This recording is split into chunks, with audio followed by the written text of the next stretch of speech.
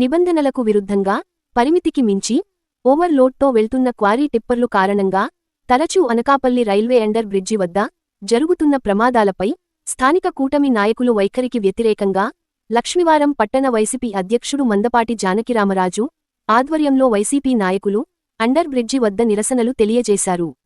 మరోవైపు ప్రమాదాలను నియంత్రించేందుకు రైల్వే అధికారులు ఏర్పాటు చేసిన స్పీడ్ బ్రేకర్లు కారణంగా అటువైపుగా ప్రయాణిస్తున్న వాహనదారులు, అలాగే స్కూల్ విద్యార్థులు, సాధారణ ప్రయాణికులు మరింత ఇబ్బందులు గురవుతున్నారు.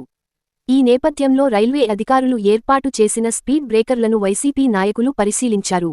ఆపై అటువైపుగా వెళుతున్న వాహనాలు దెబ్బతినడం ప్రత్యక్షంగా చూసిన వైసీపీ నాయకులు, రైల్వే అధికారులు అలాగే స్థానిక కూటమి నాయకులు తీరుపై మండిపడ్డారు.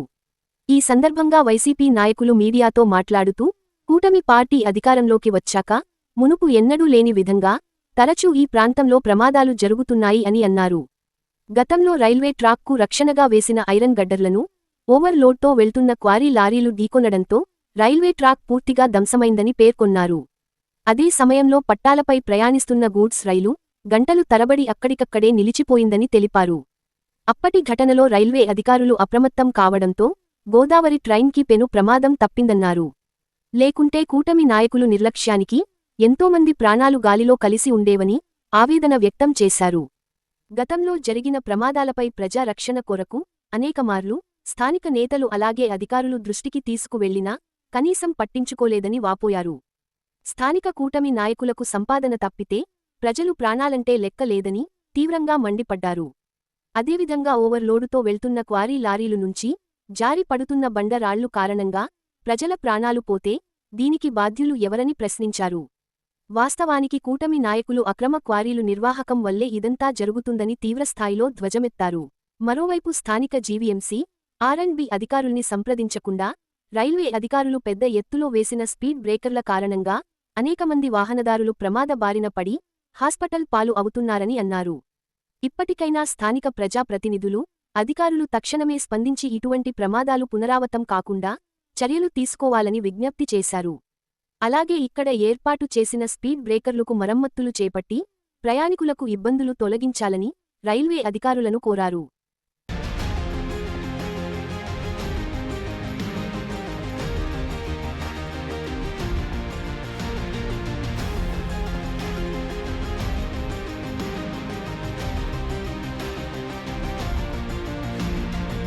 ముఖ్యంగా గత ఈ 18 నెలల కాలంలో 3 ప్రధాన ఇన్సిడెంట్స్ రైల్వే తాలూకా ట్రాక్ కి రక్షణగా ఉన్న ఆ తాలూకా రక్షణకి ఉన్న గడ్డల్ని ఢీకొని రైల్వే ట్రాక్ ధ్వంసం చేసే పరిస్థితి మనం చూసాం. కానీ స్థానికంగా ఉన్న ఉన్నత ప్రజాప్రతినిధులు దీని మీద స్పందించవలసిన అవసరం ఉన్నది. గతంలో కూడా మేము దీని మీద ప్రతిపక్షంగా స్పందించి ప్రతిపక్షంగా ఇక్కడ ప్రజల తరపున ప్రజల తాలూకా విద్యార్థుల తాలూకా స్థానిక తాలూకా ప్రాణ రక్షణ గురించి మా తాలూకా వారిని ఇవ్వడం జరిగింది. కానీ రైల్వే వాళ్ళు వాళ్ళ తాలూకా వాసుల రక్షణకి గడ్డలను పెట్టినప్పుడు కూడా ఆ గడ్డలను ఢీకొట్టి ట్రాక్ ధ్వంసం చేసుకొని ఈ లారీలు అవసరం వస్తే అనకాపల్లి ఇటీవల కాలంలో మనం చూడటం చాలా దారుణం. ఆ జరుగుతున్న లారీలకు నామరూప రుసుము పెనాల్టీగా విధించి వదిలేస్తున్నారు తప్ప వారి మీద తీవ్రమైన చర్యలు లేకపోవడమే ఇటువంటి చర్యలకు కారణభూతులు అవుతున్న అనకాపల్లి ప్రజలు భావిస్తున్నారు. ముఖ్యంగా ఈ వాహనాలు ఎక్కడి నుంచి వస్తున్నాయి మీరు చూసే ఉంటారు. గత 2 రోజుల క్రితం జరిగిన రాయి పరిణామం ఈ రోడ్డు మీద పడిపోయి ఉంది. ఆ రాయి కానీ దురదృష్టవశాత్తు ఆ సమయంలో ఏదైనా సరే ప్రయాణికుల మీద కానీ బాలుడి మీద కానీ ఇక్కడ పిల్లల మీద పడింటే వాళ్ళ పరిస్థితి ఏ రకంగా ఉండేదో మనకి అర్థం చేసుకోలేని పరిస్థితి. అదేవిధంగా రైల్వే ట్రాక్ ధ్వంసం చేసినప్పుడు కూడా ట్రైన్ రాకపోవడం వల్ల ప్రాణాలు రక్షించుకునే విషయం కూడా మనకు తెలుసు. మరి ఈ తాలూకా పరిణామాలకు ఎవరు బాధ్యత తీసుకోవాలో అధికారుల నాయకులు చెప్పాల్సిన అవసరం ఉన్నది. మిమ్మల్ని ఏమి ప్రశ్నించిన ఎదురుదాడి చేస్తున్నారు. ఇవాళ గతంలో ఇక్కడ పార్లమెంట్ సభ్యురాలుగా ఉన్న శ్రీమతి బీసెట్టి వెంకట సత్యవతి గారు ముఖ్యంగా అనకాపల్లి పొద్దున్నకొండ రూట్కి 1,50,00,000 రూపాయలు పార్లమెంట్ నిధులు మంజూరు చేసి చక్కని సుందరమైన రోడ్డు వేస్తే ఆ రోడ్డు కూడా ఈ క్వారీ లారీలు పెద్ద లారీలతో పూర్తిగా ధ్వంసం అయిపోయాయి. మరి గతంలో ఈ అనకాపల్లిలో క్వారీలు కసరసరవి అనేక దశాబ్దాలుగా ఉన్నాయి. మరి ఇది ఎప్పుడు లేని పరిణామాలు ఈ 18 కాలంలో ఎందుకు జరుగుతున్నాయి? దీన్ని ఎందుకు అరికట్టలేకపోతున్నారు?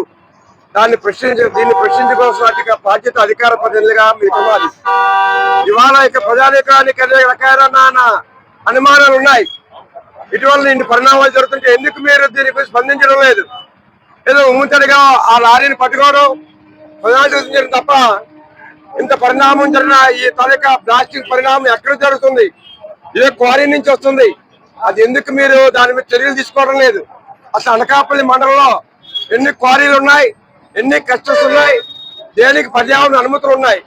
ఒక పర్యావరణ అనుమతులు ఉన్నా వాళ్ళకి ఇచ్చిన క్యూసిక్ మీటర్ లో వాళ్ళు ఎంత మేరకు క్రమ పద్ధతులమైన కటింగ్ చేస్తున్నారు, ఎంత మేరకు క్రమరహిత కటింగ్ చేస్తున్నారో ఇక్కడ ఉన్న రెవెన్యూ శాఖ గాని, గనుల శాఖ గాని, పోలీస్ శాఖ కూడా ప్రజల అవసరాలను, ప్రజల తాలూకా ప్రాణాలను రక్షించే ఉద్దేశంతో మీరు దీని మీద దృష్టి పెట్టవలసిన అవసరం ఉన్నది. మరి ఇవాళ చూశారు, ఈ రోజు మేము ఇక్కడ ఉన్న ప్రజల తాలూకా ఇబ్బందులు గుర్తించి రైల్వే వాళ్ళు ఒక రకంగా మంచి పనికి వాళ్ళు కోరుకున్నారు. ఎవరు కూడా మమ్మల్ని మా రైల్వే ఆస్తులను రక్షించడం లేదు, మా ఆస్తులు మేమే రక్షించుకుందామని వాళ్ళు ఈ రోజు స్పీడ్ బ్రేకర్లు వేసుకున్న ప్రక్రియలో ఆ స్పీడ్ బ్రేకర్ తాలూకా ప్రక్రియ చాలా తీవ్రమైన ఎత్తుగా వేశారు. ఆ తాలూకా స్పీడ్ బ్రేకర్ వేసినప్పుడు గౌరవ రైల్వే అధికారులు, జీవీఎంసీ అధికారులు కానీ, స్థానిక ప్రజాప్రతినిధులు కానీ, ఆర్ఎన్బి వాళ్ళు కానీ అడిగేస్తుంటే ఇవాళ దాదాపు ఒక 10 వాహనాలు ఈ రోజు చెప్పుతున్నాయి. 2-3 ద్విచక్ర వాహనదారులు ఆత్మహత్యకు జరిగాయి. మరి ఇటువంటి పరిణామాలు జరుగుతున్నప్పుడు ఇక్కడ ఉన్న ఉన్నత ప్రజలను స్పందించండి. మీ మీద బాధ్యత ఉంది. మీకు ఖచ్చిత మెజారిటీతో ఈ ప్రాంత ప్రజలు అవకాశం ఇచ్చారు. ఇవాళ అనకాపల్లి ప్రజానికం ప్రశ్నిస్తే దాడులు చేస్తారని భయపడే పరిస్థితులు అనకాపల్లి తీసుకొచ్చారు. ఇవాళ ఈ స్పీడ్ బ్రేకర్లు అనుకున్నారా అంటే మరి రైల్వే వాళ్ళు వేసారా లేకపోతే ఆర్ఎంపీ వాళ్ళు వేసారా, ఎవరు వేసారో తెలియదు. మేమైతే రైల్వే వాళ్ళు అనుకోలేదు. ఎందుకంటే వాళ్ళు బుల్లెట్ ట్రైన్ పంపించడానికి ప్రయత్నాల్లో మేధావులు ఉన్నారు, అప్పుడు మేధావులు ఉన్నారు, విద్యావంతులు ఉన్నారు, వీళ్ళందరూ ఉన్నారు. మరి చిన్న స్పీడ్ బ్రేకర్ వేసారంటే ఇది ఎలా ఉందంటే ఒక కొండను తలపించే విధంగా ఈ రోజు అనకాపల్లిలో ఎప్పుడూ చూడని విధంగా అత్యధిక ట్రాఫిక్ తో ఈ రోజు ప్రజలందరూ ఇబ్బంది పడే విధంగా ఈ రోజు ఈ స్పీడ్ బ్రేకర్లు వేయడం జరిగింది. మరి ఇంత మేధావులు ఈ రైల్వే కానీ లేకపోతే ఆర్ఎన్బి వాళ్ళు కానీ ఇంత మేధావులు కూడా ఈ చిన్న స్పీడ్ బ్రేకర్ కి ఇక్కడ దొరికారా లేకపోతే ఏంటి పరిస్థితి? అనకాపల్లి ప్రజలు చాలా నరకాన్ని అనుభవిస్తున్నారు. ఈ కూటమి ప్రభుత్వం వచ్చిన తర్వాత వాళ్ళకి మంచి జరగడం అటుంచి ఈ ప్రాణాలు పోయే పరిస్థితి ప్రతి దగ్గర కనబడుతుంది. మునగపాకలో ఒక టీడీపీ నాయకుడిని తొక్కేసి వెళ్ళిపోయే పరిస్థితి. అంటే తొక్కితే ఏమని అడిగితే ఎంతో గంటలు డబ్బులు ఇచ్చేసి అన్న విధానంలో వెళ్తున్నా. అంటే బండలు పడిపోయినా, కొండలు పట్టుకుపోయినా ఎవరో ఒక మాట కూడా ఏమన్నంటే వాళ్ళ మీద కేసులు పెడతాం. ఈ రకమైన విధానం ఈ రోజు కూటమి ప్రభుత్వంలో మళ్ళీ కొంతమంది నాయకులు వాళ్ళకి వాళ్ళే బయలుదేరిపోయి మేము చెప్పేసి అయిపోతుంది, మీరు చెప్పేది అయిపోవడం. అసలు ఇది అవ్వకుండా ఇటువంటి పరిస్థితి రాకుండా చూడాలి కదా. ఈ ప్రభుత్వంలోనే కదా ఉన్నారు, ఈ ప్రభుత్వంలో ఉండి మీరే వచ్చి అయిపోద్ది అని ఒక మాట అనేసి వెళ్ళిపోవడం ఏంటైపోద్ది? ప్రజల ప్రాణాలు పోయాక అయిపోద్దా లేకపోతే మళ్ళీ ఇంకోసారి డివైడర్లు ఏడు గడ్డలు గుద్దుకొని ట్రైన్ గుద్దుకొని వెళ్తే అయిపోద్దా? ఒక్కసారి ఆలోచన, మీకు ప్రజలు అధికారం ఇచ్చింది దేనికి అన్నది ఒకసారి మీరు ఆలోచించే. ఇంత ఘోరమైన చర్య నేను ఎప్పుడు చూడలేదు. ఇప్పుడు కనీసం కడుపుకు అన్నం తింటున్నారో గడ్డి తింటున్నారో కూడా తెలియట్లేదు ఈ కూటమి నాయకులు. కనీసం ఎన్ని యాక్సిడెంట్లు ఇప్పుడు ఇక్కడ 5 నిమిషాలు నించుంటే సుమారు ఒక 10 కార్లు డ్యామేజ్ అయినాయి. పంపించి కార్ల కంపెనీ వాళ్ళతో ఏమైనా మీరు అగ్రిమెంట్ ఏం చేసుకున్నారా నాకు డౌట్ వస్తుంది. కనీసం పిల్లలు వెళ్తున్నారు, ఆడపిల్లలు స్కూల్కి వెళ్తున్నారు, బస్సుల్లో వెళ్తున్నారు. కానీ స్పీడ్ బ్రేకర్ వేసినప్పుడు కనీసం కొద్దిగైనా చూసిన వాళ్ళకి బుద్ధి జ్ఞానం ఉండాలా? ఇలాంటి ఇంకా ఎన్ని యాక్సిడెంట్లు ఇప్పటికే ఒక ఎప్పుడు ట్రైన్ వస్తుందో తెలియదు, ఎప్పుడు మీరు లారీతో గుద్దేస్తారని భయపడితే వెళ్తున్నాయి ట్రైన్లు.